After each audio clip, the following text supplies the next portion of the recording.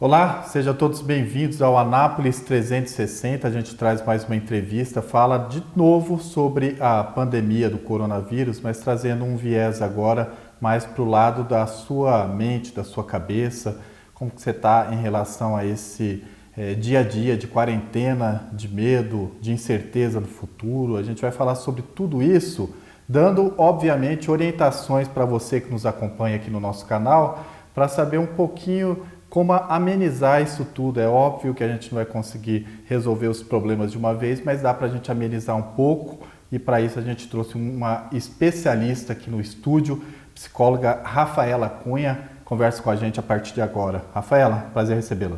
Prazer é meu, obrigada pela oportunidade de conversar, porque em tempos em que a gente está em sofrimento, conversar é uma das formas que a gente tem, né, para lidar com isso. Me diz como que está a sua vida profissional com essa questão do isolamento, Rafaela? Então, a gente está em atendimento online, né? O Conselho de Psicologia liberou, né, esses atendimentos online porque é realmente um momento de sofrimento e muitas pessoas estão procurando, né, e tendo que aumentar suas sessões, porque se já existia um mal-estar, agora tudo está maior, né? Então a gente está trabalhando mais nesse momento. Quais que são as principais queixas que você tem recebido dos pacientes? Desamparo, dificuldade de lidar com as perdas, né? Seja na ordem financeira, seja na ordem do convívio social, muito sentimento de solidão, muita incerteza que aumenta, né, a ansiedade, a angústia, sintomas no corpo, as compulsões estão aumentando. Aí vai de cada um, mas tudo que já tinha, de alguma forma agora aumentou essa proporção. A ansiedade já era uma espécie de mal do século, né? Sim, ansiedade e depressão, né? Uhum.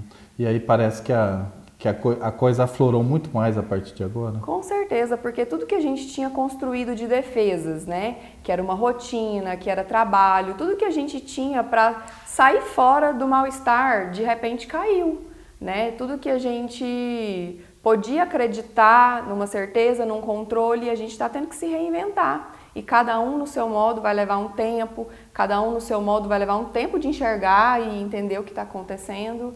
Então é realmente um momento de mais angústia, mais ansiedade. Você falou da rotina aí, às vezes a gente observa quem está trabalhando de casa, quem está em isolamento social, que essa quebra da rotina que na época normal a gente critica a rotina, mas a quebra da rotina agora faz com que a vida da pessoa tome um outro rumo, né?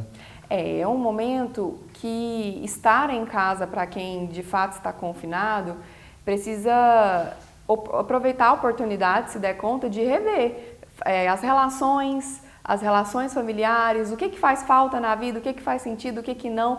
Você estava vivendo em função do quê? Então, de alguma forma, essa paralisação faz a gente questionar várias coisas da vida, né? Principalmente quem está em casa. A gente está tendo muita dificuldade nas relações familiares que estão excessivas, nessa dificuldade de um respeitar o espaço do outro, todo mundo dividindo esse espaço, né? O familiar e o íntimo, de alguma forma agora, está infamiliar, está estranho. Da mesma forma de quem mora sozinho, está sentindo uma solidão muito grande, né? Então, estar em casa está difícil, né? O que dá para passar de orientação para a pessoa que está nessa situação, que é, graças a Deus, pelo menos uma grande parte da sociedade que está nesse isolamento, Rafael?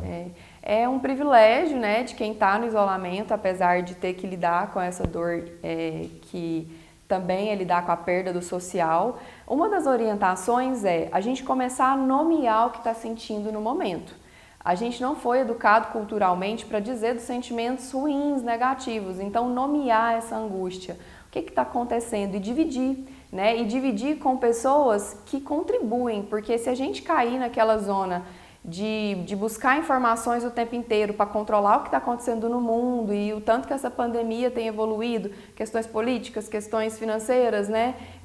Esse excesso pode fazer mal. Então, uma das orientações e recomendações, se for possível fazer, é a gente selecionar uma fonte segura de informação e ter acesso a ela um tanto que é suportável, porque se a gente ficar aberto, né, a todas as informações, isso vem de uma forma excessiva e isso aumenta a ansiedade, isso aumenta o mal-estar. Então também é uma orientação. Então nomear e dividir o que está sentindo, que não é legal. Então desconfiar dessas soluções mágicas que o virtual tem oferecido, de pessoas que já conseguiram se reconstruir, se reerguer, né? E entender que é um momento em que a gente está enxergando o que aconteceu para depois tentar compreender o que aconteceu. O que a gente vai conseguir fazer disso, Marcos, é um momento a posteriori. Ninguém tem resposta ainda e algumas pessoas estão se atrevendo a já falar, dar receitas de bolo, faça isso, se exercite, faça aquilo. É muito pessoal, é muito de cada um, o que cada um vai conseguir fazer nesse momento, que é possível lá na sua casa, né? A gente, assim, o que parece, pelo que a gente tem de informação até agora, é que essa situação nossa vai persistir por um bom tempo ainda. Então as pessoas vão ter que reaprender a viver? Sim, aproveitar essa oportunidade difícil para se recolocar e fazer com o possível, porque o ideal, esse momento de pandemia veio para mostrar que o ideal, que os sonhos, que aquilo tudo que a gente imaginou e que a gente tinha de ciência e tecnologia, de fato não controla a vida. E tudo que for vivo vai correr risco, né? Então a pandemia mostrou a vulnerabilidade da vida. E estar nesse momento de fragilidade dá oportunidade para quem conseguir, para quem enxergar, porque muitos estão na negação, né, Marcos? De se recompor e refazer. Mas isso é um tempo de cada um, né? Não quer dizer que acabou a quarentena, isso já aconteceu. É um tempo psíquico e subjetivo de cada um. E aí, você falava sobre a questão do bombardeio de informações, a pessoa fica 24 horas conectada, mas já tem um outro viés daquele que entende que é melhor não se informar, se alienar, ou então se informar só de notícias positivas. Esse outro lado também é perigoso, Rafael? Eu acho perigoso porque quando a gente vai nesse sentido de positividade, em um momento que, na verdade, estamos todos sofrendo, é um tamponamento. Cada um vai lidar com o seu mecanismo de defesa. Então, como eu te disse, as pessoas que estão na negação, elas preferem acreditar que é um delírio, que não vai chegar em nós. Assim como não acreditaram que ia chegar no Brasil. China era muito distante, né? E de repente estamos nós aqui também sofrendo com isso. Então, quanto mais algumas pessoas precisam negar que é um mecanismo de defesa, a gente não pode também julgar, é uma forma de distanciar da realidade para anestesiar. Então a gente também tem que entender que existem essas formas de lidar, mas que não é um enfrentamento, é o que ela dá conta naquele momento. E negar afasta mais ainda a realidade, né? Então, por isso que a gente diz, nomear, né, selecionar uma fonte, pelo menos uma, porque hoje o que a gente tem como proteger? A informação, né? Agora saiu que a gente pode fabricar máscaras e usar enquanto proteção. Então é uma informação. Porque a gente ter informação faz a proteção, no sentido de baixar a ansiedade. Então, uma fonte segura é importante. Natural ter medo, é normal. Sim, o medo nos protege. Agora, o que não não sei se é normal a palavra, mas o que pode fazer um adoecimento é que esse medo, ele pode vir num viés que ele faz a gente funcionar, se planejar, preparar e proteger, mas também tem aquele que paralisa. Aí esse que nos paralisa, essa angústia que nos paralisa, é preciso fazer alguma coisa com ela ou até buscar um tratamento, porque aí a gente não vai conseguir funcionar, né? Então a angústia, ela faz parte, não tem como a gente não ter ela, mas ela vai por esses dois viés, né? Do funcional ou do paralisar. E a solidariedade, você acha que é importante as pessoas buscarem esse viés também nesse momento? Com certeza. Eu acho que o mais importante agora é que a gente está em um momento de isolamento de corpos. Isso não tem que significar um isolamento social. A gente pode usar o virtual, as redes sociais para fazer boas conexões. Eu tenho visto, Marcos, uma diferença grande das redes sociais. Antes era um exibicionista, tinha muito selfie, a gente queria se mostrar. E agora a gente está usando para se conectar, para ver o outro, para escutar o outro. Por isso é importante essa conversa que a gente está tendo, para dividir com o outro, que estamos todos no mesmo barco. E se a gente sentir que há uma união, né, dessa solidariedade, fazer pelo outro, conseguir encontrar o amor no meio disso tudo, pode ter um sentido melhor.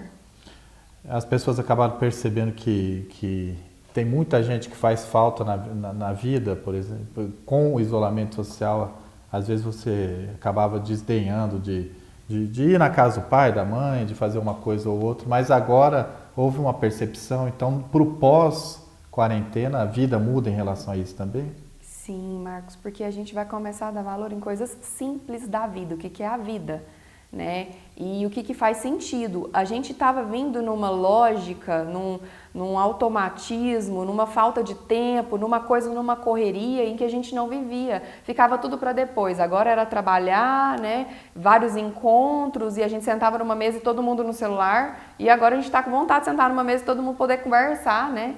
Então eu acho que tem essa diferença, é por aí mesmo. A falta do dinheiro, ela tem afetado a cabeça em que proporção, na sua opinião? Bom, o dinheiro também é uma área das perdas, né? E uma perda muito significativa. Para aqueles que o dinheiro influencia na sobrevivência, então, né, na necessidade básica, não só ganhar lucro, mas para sobreviver, isso faz parte totalmente da influência sobre o psíquico, sobre o emocional. E lidar com essa perda financeira também é uma das tarefas que entra, por exemplo, o luto. Às vezes a gente põe o dinheiro como um objeto, mas para algumas pessoas é tão importante quanto perder um ente querido. Então é um processo de luto, sofrido, cada um com o seu tempo, para depois que conseguir passar, se reinventar, né? Como conseguir recompor isso vai ser um modelo de cada um. Não vai existir uma receita que vai dar certo para todo mundo, né, Marcos? A gente tinha pelo menos minimamente uma previsão do que era o futuro. Parece que agora caiu por terra isso, né, Rafaela? Na verdade, a gente construiu uma ilusão. Sempre foi uma fantasia essa previsão de futuro, né? Porque enquanto a gente estiver vivo, a gente foge de saber que um dia vai morrer. Tanto é que a gente cria ritual para a morte, para dar conta de simbolizar. E agora escancarou. Essa pandemia colocou a gente no lugar e mostrou que, opa, enquanto a gente estiver vivo pode morrer, então é muito difícil esse contato com uma coisa que no inconsciente a gente foge a todo instante, né? O que você orienta para os pais conversarem com as crianças em casa? Porque quem que tem que dar orientação, a maioria das vezes, é o pai, a mãe, que está lá dentro de casa com o filho. Uhum. Eu acho que é importante, né, falar na linguagem deles, né, da idade deles, mas explicar a realidade, né? Não tem como fugir da realidade. Agorinha, algumas coisas vão se retomar, né? E aí, se eles estiverem muito aleatório, no mundo muito fora, vai ser difícil isso, porque eles já sentiram um choque, uma perda de rotina. Então, eu acho que o quanto mais dividir a verdade, né, dentro da idade do que for possível dele dar conta de entender, é o caminho. E o uso excessivo de medicamentos, que a gente vê que já vem acontecendo isso, álcool também, drogas, essa situação também aflora também nesse momento? Aflora. Como eu disse, qualquer sintoma nesse momento ele toma uma proporção maior. E cada um vai buscar uma válvula de escape. Quem está em casa só com comida e antes já tinha uma tendência ao excesso, vai começar a comer mais. Então a comida vai entrar nesse lugar de uma droga. Quem já tinha, né, uma adição, uma necessidade de um excesso, seja na ordem da bebida, das drogas, nesse sentido, também vai aumentar muito. Por quê? Porque a gente quer amortecer a dor e essas são válvulas de escapes que a gente encontra para isso. Só que a gente entra, Marcos, em um ciclo vicioso que a gente se torna escravo, porque a gente está angustiado, frustrado. A gente vai lá e faz o uso excessivo de alguma coisa que instantaneamente alivia. Mas depois disso, a gente sente culpa. E essa culpa volta a gente a sentir a frustração, a angústia, tudo de novo, e a gente precisa de novo, cada vez uma dose maior, cada vez mais remédio, né? A gente vê que os índices estão todos aumentando, tanto de medicação e automedicação, né? Às vezes a pessoa da família toma um remédio e aí a pessoa manda o remédio, né? Nem vai numa consulta, e isso é muito sério, porque o remédio também pode ser uma droga, dependendo do uso dela, né? É maléfico para a pessoa. É óbvio que você mesmo estava explicando para a gente que não existe uma fórmula para lidar com a situação, tem que analisar caso a caso. Mas, por exemplo, uma preocupação com o corpo, exercício físico, contribui de alguma forma nesse momento? Sim, Marcos, por quê? Porque é no corpo que a gente vai sentir angústia, sintomas de ansiedade, sintomas de compulsão, tudo vem no corpo, né? Pânico, a gente está vendo também o aumento disso. Então, cuidar desse corpo é um momento em que você ficou só com o seu corpo. E agora, se você não for responsável por ele, o que mais que vai te sobrar? né? E a gente sabe que estar saudável, com uma imunidade bacana, pode ajudar nesse processo. Não quer dizer que vai te excluir desse processo. Então, o máximo que você conseguir na sua rotina, que seja começar a beber mais água. Para quem consegue se exercitar, uma alimentação, né, mais saudável, tudo isso é muito importante para uma saúde do corpo que vai influenciar no psíquico, no mental, porque você se ocupar e se exercitar é uma forma de lidar com a ansiedade, é um remédio natural que está ao alcance nesse momento. É uma orientação, mas a gente não sabe se aplica a todos, depende da possibilidade de cada um em casa. Fala-se muito em um futuro com suicídios, um pós-quarentena, um pós-coronavírus, com uma situação de um cenário até sombrio para a humanidade. Você acha que pode chegar a esse ponto? Eu acho que é uma aposta, né? Uma aposta ruim, né? Mas é por aí que as coisas acontecem. Porque quando que a pessoa chega a esse ponto? Quando é insuportável viver, quando ela não consegue se reengajar em nada e quando ela precisa cometer um ato como forma de aliviar a dor. E como eu disse no começo, é um momento de dor. Então, para quem já tem uma estrutura psíquica e já tinha um sofrimento mental nesse sentido melancólico, né, e de não estar conseguindo encontrar prazeres na vida, outros prazeres para sobreviver, pode ser que seja algumas possibilidades. E por isso, conversar, essa oportunidade do atendimento online, essa coisa da telemedicina, isso tudo também vem como uma vantagem nesse momento para a gente tentar que as pessoas não estejam tão só nesse momento, né? Dividir isso. Ou seja, a psicologia vai ter uma tarefa gigante aí daqui para frente, não é, Rafaela? Eu acho que a psicologia sempre foi importante, mas agora, né, diante do mal-estar que é de todos, diminui um pouco do preconceito, Marcos, diminui um pouco daquilo que eu tinha, não vou não, que é coisa de doido, não vou não porque não tenho dinheiro agora. E de repente, se tratar na área emocional se tornou algo da ordem do sobreviver, né? Então, esse mal-estar coletivo ajuda a gente a tirar umas máscaras e algumas coisas que a gente colocava antes, porque ajuda a gente a entender que todo mundo está no mesmo barco. Então, como o movimento é se salvar, eu acho que a psicologia vai ter uma função super importante. E a pessoa, quando a pessoa tem que ter o entendimento que ela precisa procurar um especialista, um psicólogo, uma psicóloga para se tratar, para se cuidar, Rafaela? Quando há algum sofrimento na vida, quando há alguma coisa que não está funcionando, quando há aquele lugar que você sofre, que você repete, que quando você vê, você já fez e está em sofrimento. Seja na ordem do corpo, com as compulsões, com as adições, com as enxaquecas, com as gastrites, tudo que vem de psicossomático, que às vezes a gente vai lá no médico, não tem nada orgânico, mas tem uma coisa ali que está vindo e voltando, né, nos dá abertura para um tratamento, tudo que tem a ver com as relações de trabalho, com as relações de outras pessoas em que a gente tem dificuldade. E o amor, né? Todo mundo tem uma dificuldade com o amor e quando isso se torna muito angustiante, é momento de buscar ajuda, de buscar análise. E agora, com a pandemia, porque eu acho que isso nunca tinha acontecido antes, nada no mundo tinha afetado todos, nem a guerra tinha chegado em todo mundo como essa pandemia chegou agora.